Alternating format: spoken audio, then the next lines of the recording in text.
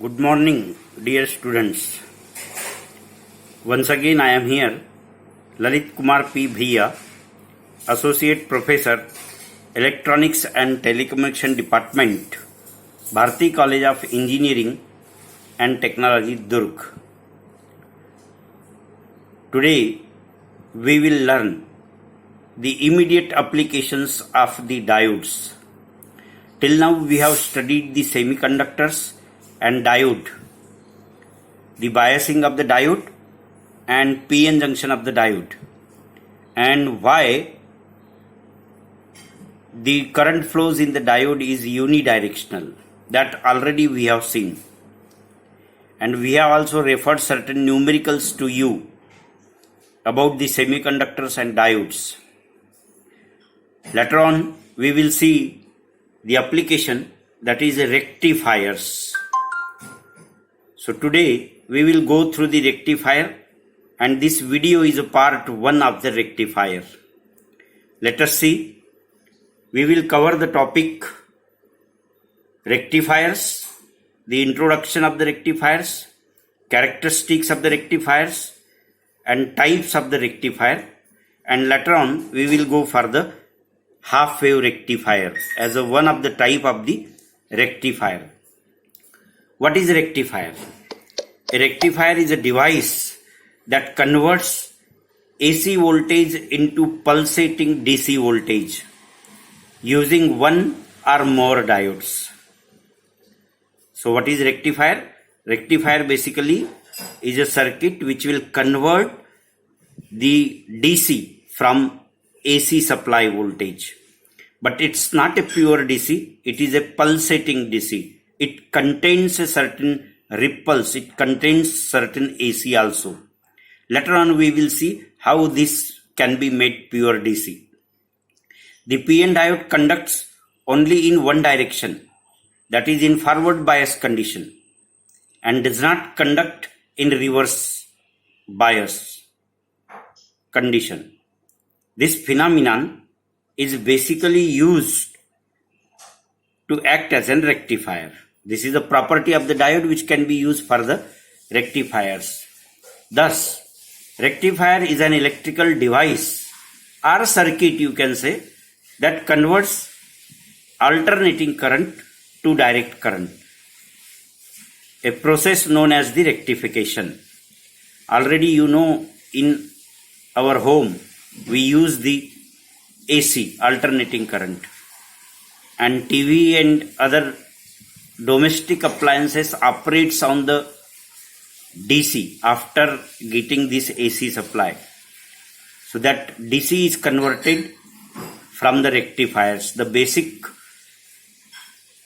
circuit for conversion of pure DC from AC is the first rectifier. Then we will use the filter, and then we can use the regulator. So rectifiers have many uses, including as components of power supplies and as detectors of radio signals. Rectifiers may be made of solid state diodes, vacuum tubes diodes. In previous years, from long time, the vacuum tubes are not used. Now this solid state diodes are used. Mercury arc valves, previously it was used, and other components. What are the characteristics of the rectifiers? Voltage regulation, rectifier efficiency, ripple factor, peak inverse voltage, shortly it is called as PIV, and this is TUF, transformer utilization factor. Later on we will go through the details of these characteristics. There are basically two types of rectifiers, that is half wave rectifier HWR and full wave rectifier, that is FWR. What is half wave rectifier? A half wave rectifier is a special case of clipper in half wave rectification. Either the positive or negative half of the AC wave is passed easily, and the other half will be removed, while the other half is blocked depending on the polarity of the rectifier because only one half of the input waveform reaches the output. It is very inefficient of use for power transfer. Half-wave rectifier, half-wave rectification can be achieved with single diode in one phase supply. This is the rectifier. This is the input sine wave, full wave sine wave, and this is a half-wave rectifier. This is transformer used here, and this is a single diode D, and this output resistance R. This is the transformer and diode D. You will get the output here, half wave rectified, positive half cycle is passed, and in negative half cycle it is blocked. Again you will get the positive half cycle. So this is called as a half wave rectifier. So half wave rectifier only gives the positive half of the input cycle and negative half will be blocked. So this is called as a half wave rectifier. Later on this is a circuit diagram of the half wave rectifier, and in positive half cycle this input 230 volt 50 Hz AC is applied at the primary of the transformer, and the secondary of the transformer, either it may be a 12 volt AC, this is a step down transformer. So 12 volt AC or 10 volt AC or 14 volt AC, depending upon the transformer rating, will be produced at the secondary of the transformer. This is also a sinusoidal wave, and this secondary AC is applied to the diode. Since diode positive is connected to here, hence only for positive half cycle this diode will conduct.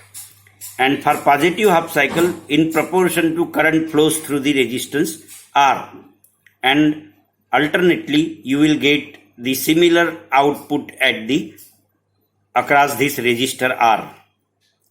In negative half cycle, this diode will be reverse bias.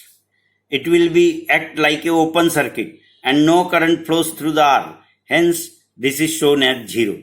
Again in positive half cycle, diode will be forward bias and you will get the output. So only half cycle is produced here. This is called as half wave rectifier.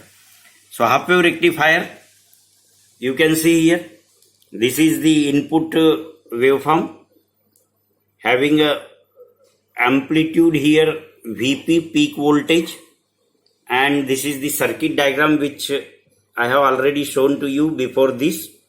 The current ID, diode current, flows through this, and this is the Vd is the voltage across the diode, D is the diode, R is the resistance, and here is the output. And in positive half cycle you will get this output, in negative half cycle there will be a 0 output, and again in positive half cycle you will get this output. So in positive half cycle, diode will be forward bias and it will act as a closed switch. So you will get the output here. In reverse bias, diode will be reverse bias, and in negative half cycle diode will be reverse bias and it will be act as an open circuit and output will be 0. So this is the functioning of the half wave rectifier. Average values of output voltage and current in half wave rectifier. We have to derive the average value of the voltage and current for the half wave rectifier, that is DC value, because we are need of DC. So we will see the DC voltage and DC current. Here this is the output voltage and this is the time omega t. Again this is output omega t, or you may write t also, no problem. Here is the output DC voltage. This is a peak value and this is the average value of the voltage, DC voltage, 0.318 into Vm, that is Vm by pi, and this is the VDC. This line shows is the average value, that is VDC, and this is the load current and this is the peak load current, this is Im, and this is the average DC value of the current, that is Im by pi, and that 0.318 Im. It is by mistake, it is written here Vm, it is Im, 0.318 Im. So this is the diagram, shows the average value of the output voltage and output current, DC current. Okay, then we can calculate the average value, that is VDC is equal to area under the curve over a full cycle upon base, and base is taken as a half cycle because it is output is only in half cycle. So 0 to pi is the half cycle, so pi is the base and Vm is the maximum peak value, area under the curve for the full cycle, that is Vm by pi. This comes to be a 0.318 Vm. So this is the average value or DC voltage at the output. This is the DC current at the output. You can see VDC by RL. RL is the load resistance. VDC and is nothing but Vm by pi. Just we have seen Vm by pi into RL, and this is equal to Im by pi. And this comes to be 0.318 Im. So this is the average value of or DC value of voltage and current, which is the output. And here you can see the rectifier characteristics, which already we have seen. First characteristic is a voltage regulation. What is regulation? Regulation means there is a change in the output voltage when input is constant and load current changes, or there is a change in the regulation when input is constant and load current it changes. Either way we can define the voltage regulation, and mathematically we can define percentage regulation is equal to voltage at no load minus voltage at full load upon voltage at full load. This is the full load. So voltage at no load minus voltage at full load upon voltage at full load into 100. So this is in bracket and then this is 100. So this is called as a voltage regulation. And then efficiency. How much this rectifier is efficient to provide the pure DC. How much it is efficient to provide the power, DC power at the output is called as the efficiency. And this efficiency is abbreviated by neta, and this is equal to PDC upon PAC into 100. This is called as efficiency. So we will see one by one what is the efficiency of the rectifier. Third characteristics is the peak inverse voltage, PIV. What is this PIV? This is also provided by the manuals of the semiconductor diode by the manufacturer. The maximum voltage which can be subjected to the diode in reverse bias in rectifier circuit is called a peak inverse voltage, PIV rating. This is called as PIV rating of the diode.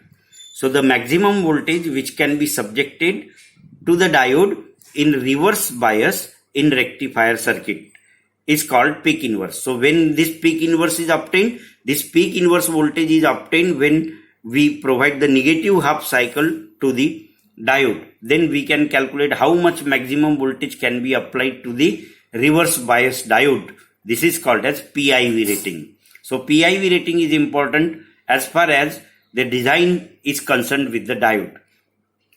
Otherwise, what will happen if the PIV exceeds the PIV rating or other? It may cause the damage for the diode.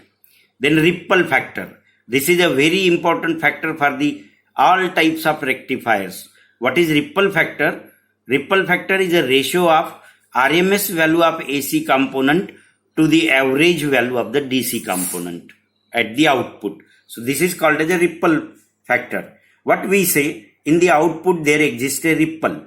There exists a ripple means there is a certain amount of AC components are available in the output, because this rectifier provides the pulsating DC. That's why there exists a AC plus DC as well. And hence we have to calculate what is the percentage of this AC, what is the percentage of this ripple available in the output. This ripple factor is given by this symbolic representation is this like type, gamma type, R type symbolization, and RMS value of AC component to the average or DC component is called as the ripple factor. This you can see here, this ripple factor IAC, the IRMS upon IDC. You can write like this, no problem. So this is the fourth characteristics of the rectifier, and the fifth one is the transformer utilization factor, TUF. This is also important as far as the transformer we use in the rectifiers, because this gives the how we can utilize the transformer. So need according to the rectifier, need according to the circuits, we can utilize the transformer, and for that we have to design this we have to select the TUF. What is TUF? Transformer utilization factor. It is the ratio of DC power delivered to the load upon AC power delivered of transformer. So what is we require? At the output we measure the DC power, and at the input we measure the AC power. At the secondary of the transformer, what is the AC power delivered? What is the AC power delivered by the secondary of the transformer, and what is the power delivered at the output, at the load? So this is called as the TUF, DC power delivered to the load to the AC power delivered by the transformer. So this is given by I square DC into RL. This is the average value, DC value of the current. So power at the output is given by I square DC into RL, is the DC power delivered to the load, and at the secondary we can calculate IRMS and VRMS. So IRMS into VRMS is the AC power at the input. This can be calculated as shown here. This Im square RL upon this is Im into pi square by 2 into VRMS. This is equal to Im. This is the value of IRMS. IRMS is equal to Im by pi.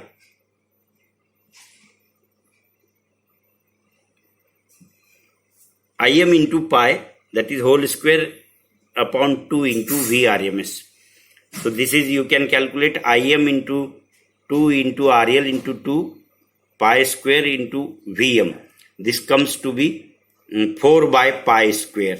So if TUF is 0.287 for half wave rectifier.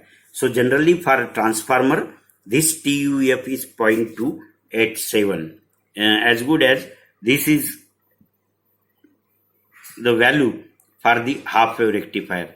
We can also calculate for the full wave rectifier. This transformer utilization factor means it is 28.7% transformer output is utilized for this rectifier. This is the fix for half wave rectifier. What are the disadvantages? Advantages we have already gone through this lecture. What are the disadvantages? Ripple factor is very high. That comes to be a 1.21, as we have already seen the formula. So by calculating it, we will get this ripple factor is 1.21. That means 121% ripple are available at the output when this half wave rectifier is used. Therefore, pure DC components are very less. Thus, output contains lots of varying components. Maximum theoretical efficiency of this rectifier is given by 40.6. That formula we have seen. According to formula, we can calculate this neta is equal to 40.6. That means the 40.6% of the DC output power can be obtained. Other will be so this is also a loss. This indicates half wave rectifier is quite inefficient. Low transformer utilization factor, showing transformer is not fully utilized, only 28%, and rectifiers only for half cycle. It rectifies for half cycle only. These are the disadvantages of the half wave rectifier. Later on, we can see what are the expected questions asked on this topic. So explain half wave rectifier and also derive an expression for the efficiency of half wave rectifier. Define the following term: half wave voltage regulation, rectifier efficiency, ripple factor, PIV, TUF, and list the drawbacks of the half wave rectifier. Okay, so today it is sufficient. Next time we will go for the full wave rectifier. Thank you very much for listening this video. If you have any problem, you can ask me at any time on any platform page. Whatever the work given to you should be submitted on your classroom only. Thank you very much. Thank you.